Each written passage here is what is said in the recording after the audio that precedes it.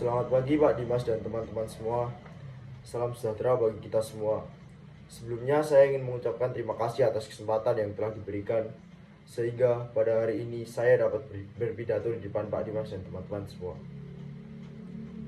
Indonesia adalah negara yang beragam, dengan berbagai budaya, agama, dan etnis.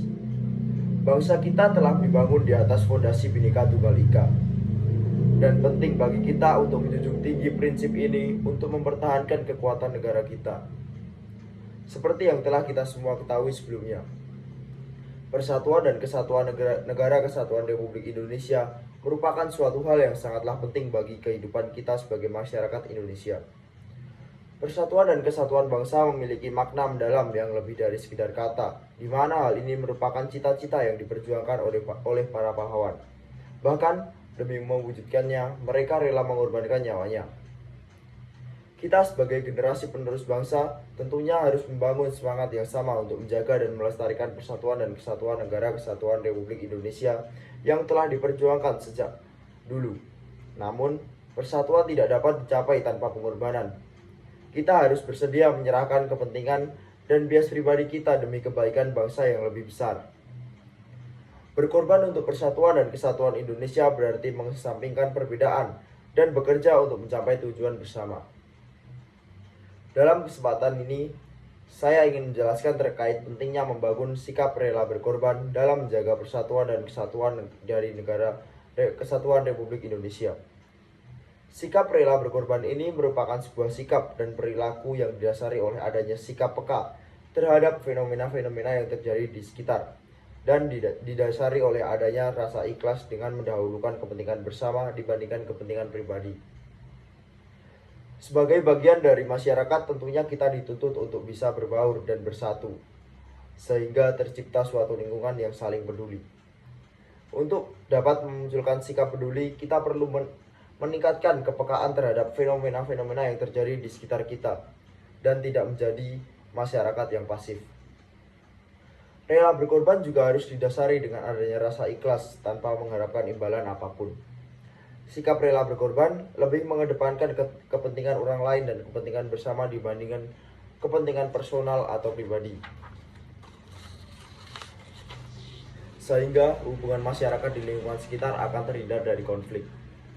Namun pada kenyataannya saat ini banyak timbul sikap individualisme dan egois dalam masyarakat, sehingga pelaksanaan sikap rela berkorban ini belum berlangsung dengan baik.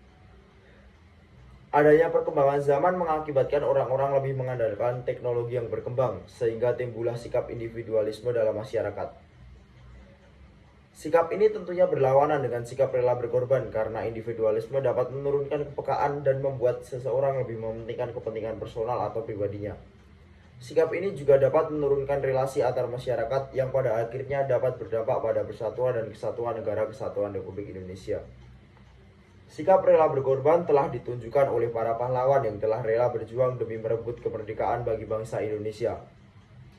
Sikap rela berkorban melandasi keberanian, tekad, dan jiwa patriotisme yang tinggi milik para pahlawan untuk berjuang, bahkan berkorban nyawa demi bangsa dan negara. Dalam hal ini, nasionalisme mempunyai peran yang cukup penting dalam menumbuhkan semangat rela berkorban demi keutuhan negara Republik Indonesia. Sebagai penerus bangsa ini, kita seharusnya malu ketika kita gagal dalam meneruskan perjuangan para pahlawan bangsa. Sikap rela berkorban juga secara sederhana dapat kita temukan dalam kehidupan sehari-hari. Tentunya banyak contoh yang dapat kita temukan, baik di rumah, di sekolah, bahkan dalam lingkup masyarakat. Contohnya dalam lingkup rumah, sikap rela berkorban dapat ditunjukkan dengan rela berbagi dengan saudara, rela mengalah kepada adik, dan masih banyak contoh lainnya. Dalam lingkup sekolah, sikap rela berkorban dapat ditunjukkan dengan menghargai pendapat sesama, menolong teman yang mengalami kesulitan, dan lain-lain. Terakhir juga dalam lingkup masyarakat, sikap rela berkorban dapat kita temukan dalam bentuk gotong royong dan mematuhi peraturan yang ada, dan masih banyak lainnya. Sikap rela berkorban ini tentunya perlu ditanamkan pada setiap warga negara Indonesia, bahkan sejak dini. Mungkin penanaman makna rela berkorban akan sulit diterima oleh anak-anak. Namun bukan berarti hal ini tidak dapat dilakukan. Penanaman sikap rela berkorban pada anak dapat dilakukan dengan memberi pengenalan edukasi anak terkait arti rela berkorban. Selain itu, dengan adanya contoh nyata dari sikap rela berkorban akan mempermudah pemahaman anak terkait penerapan sikap rela berkorban. Selain pada anak, penanaman sikap rela berkorban secara mendasar dapat dilakukan dengan membiasakan merelakan sebagian kepentingan diri sendiri untuk kepentingan orang lain ataupun kepentingan bersama. Dengan membiasakan diri untuk berbagi dan mementingkan kepentingan bersama, dapat menimbulkan sikap peka dan ikhlas yang secara mendasar merupakan sikap utama dalam rela berkorban.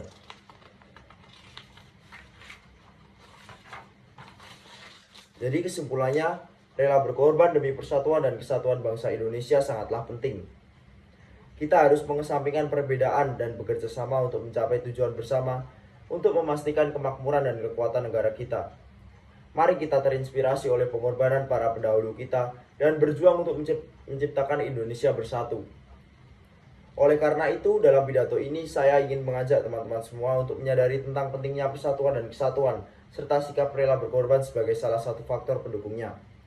Serta peran dari sikap rela berkorban serta menanamkannya dalam diri setiap warga negara Indonesia. Dan pada akhirnya saya ingin mengajak teman-teman semua untuk menghidupi sikap rela berkorban sebagai usaha dalam menjaga persatuan dan kesatuan dari Negara Kesatuan Republik Indonesia. Sekian pidato yang dapat saya sampaikan. Atas perhatiannya saya ucapkan terima kasih.